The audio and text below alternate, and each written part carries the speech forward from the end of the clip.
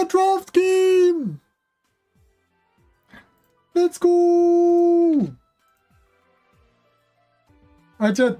Another draft game, another way to make content. We're gonna talk about what we can pick. We have the second pick. We cannot really we cannot really decide to pick what we wanna pick because we are second pick, but we can pick a strong Pokemon on the lane. The pick is our first pick after winning Boswell and Metagross. Our team banned Miraidon. Oh, he wants to switch. So if you want to switch, you need to press Y. After pressing Y, you need to scroll down and then press A. And then you can switch with your teammates. It's so cool when your teammates want to switch. So the Scizor or Cypher potentially. He actually is going jungle. I think it's a Cypher. We have a Pikachu in our team. Okay, he decided to go Ghatlue instead. Defender needed. Umbreon Pikachu insta-pick. What is this? It's so personal. Right. What can I pick against Aura, Pikachu, and Umbreon? Honestly, I'm gonna be a good teammate, and I'm gonna pick Eldegoss. Eldegoss, one of the highest win rate in the week. And I'm gonna play Eldegoss, guys. It's time.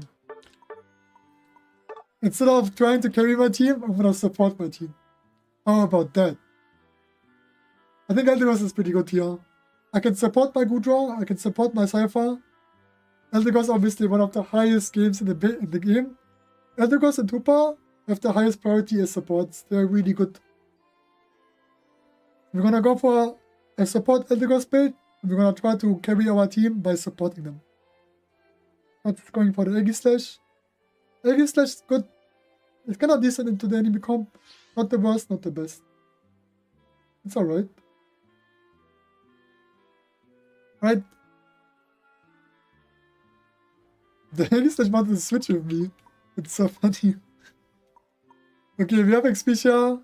We only have one Expedia, which is pretty sad. Could have had 2 Expedias, but it's fine.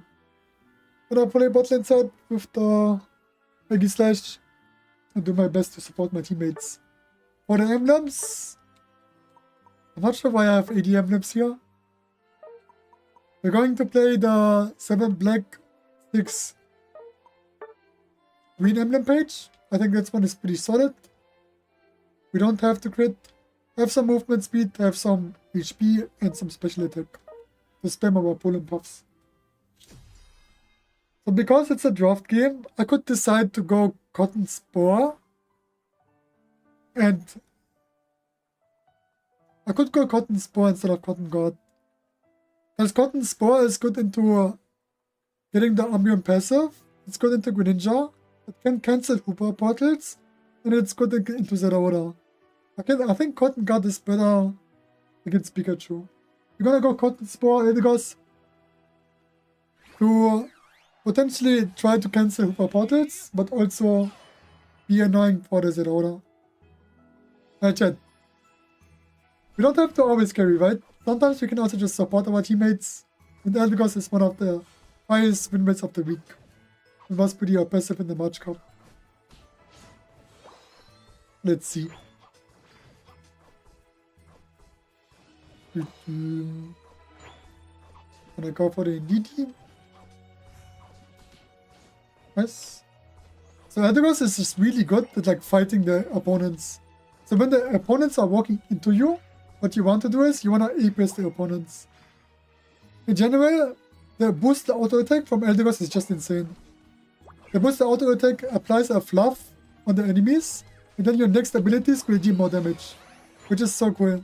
So always make sure to auto attack the enemy and get the boosted auto attack on an opponent. The next ability from the enemy or from your teammates, like the next ability from your teammates, will also do increased damage. You can see the fluff by the symbol after using the third auto attack. The boosted auto attack on Eldegoss is really, really strong. Look at this, boosted auto attack. And now you do additional damage on the Swablu's to secure the Swablu's as well. Always make sure to do a boosted auto attack. My Aegislash is doing additional damage now. when you press, like when you do the pollen puff and put it on the ground, the pollen puff will activate 1 second earlier than having the pollen puff on the teammate. If you put it on the teammate, the pollen puff activates after 2 seconds. But if you put it on the ground, it activates in 1 second. One thing you can keep in mind when you play Eldegoss. Obviously, I'm playing one of the best Eldegoss in the game, which is ours. They already teach me a lot of things about how to play Eldegoss. So always make sure to apply the boost auto attack on an enemy to apply multiple damage. Obviously, like right now, I'm just taking the farm. But going for level 6 is pretty strong. Because once I have my cotton spore, I can play a bit more aggressive. We don't want to break the point, because if you break it now, the swabblers on the enemy side will spawn at 6:15. That's a really bad thing to do in the early game. So please stop breaking points early when you play supports. So basically, like initially what you want to do is, you want to space with your cotton spore. And either use your cotton spore to engage, or to secure swabblers like this one. So always space the enemies and play around bushes. And prepare your boosted auto attack as well.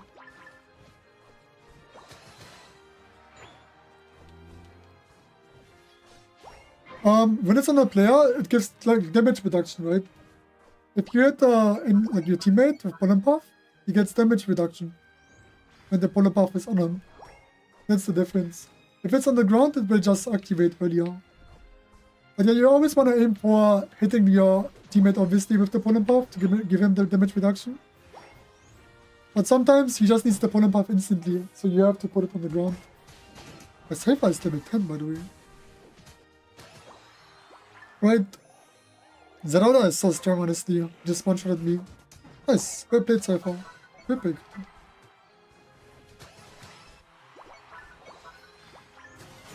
I think it's on level 11. Once you get level 11, you get the damage reduction. Comment below, guys, if there's any Eldegoss main watching this. If it's 11 or level 4. But I think it's level 11. When you get your level 11, you give damage reduction to your teammates.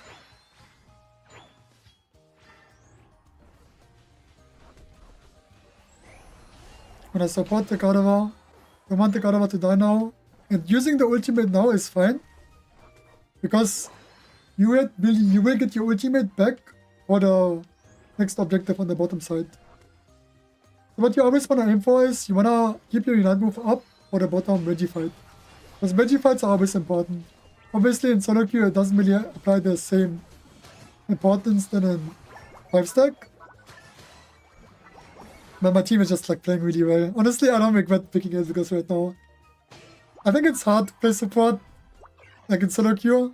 But when you have draft mode and you know these players, like all of the players that you play with are like at least 1400, right? So maybe you can expect them to be at least a bit good in the game. Right, as a support, you always want to scout the enemy blue buff and the red buff. You want to camp in bushes and give your teammates information about what the enemies are doing. You don't want to just camp in the point, okay? It's really annoying when I see a support just camping on the point. It's really not good. Just look, the blue buff is up. We can scout the blue buff. Potentially you can steal it. Nice, we got the blue buff. We are starving the teammates from XP. And we are just giving vision to our teammates. We're just gonna kill our teammates and be aggressive. Don't hard engage when it's not necessary. Just engage when it's necessary. Oh my god. It's like he's just gaming on them. What is happening? I'm just like getting carried. This is a really fun SoloQ game. Playing support. Like when you use your ultimate, you wanna predict the teammates and the enemy's damage, right? If your teammates need the ultimate, you wanna press it. You don't wanna wait for it. You wanna press it as early as possible. Because if you do it too late, your teammates will die, right? So always keep that in mind. And always prioritize to heal the teammate that you think will carry the game. This is like one advice I can give you as a experienced SoloQ player. support the teammate that you think will carry the game instead of supporting the teammates that are griefing. Because if you support the griefers, like the one that actually carries the game will die, and then it's really bad for you. So always keep up your mind who you wanna support. For me right now it's just the Eldegoss. The Eldegoss is just playing incredibly well. What I'm doing is like creating space, and I'm not face checking the enemies. I'm supporting from behind, and I'm trying to put the pull and puff on the Eldegoss. I was level 13 as well soon. The regular key even went in. Level 13 Eldegoss, guys. In 3 minutes. I mean, this is the best SoloQ game I have ever played, like in terms of support.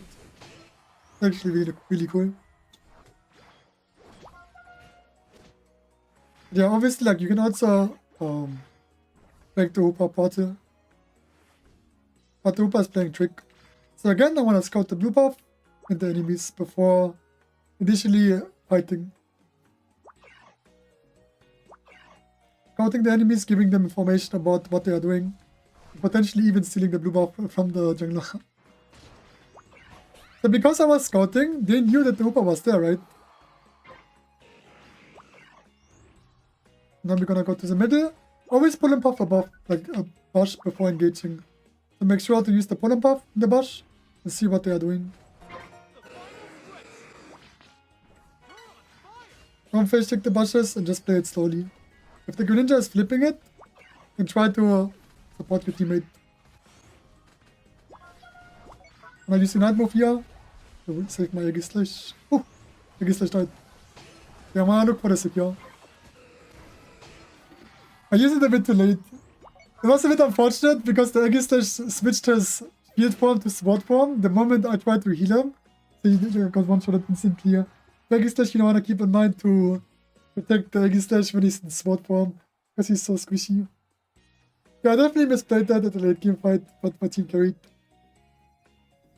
Hope you guys learned some stuff about Eldegoss and why it's a good character and how to play it.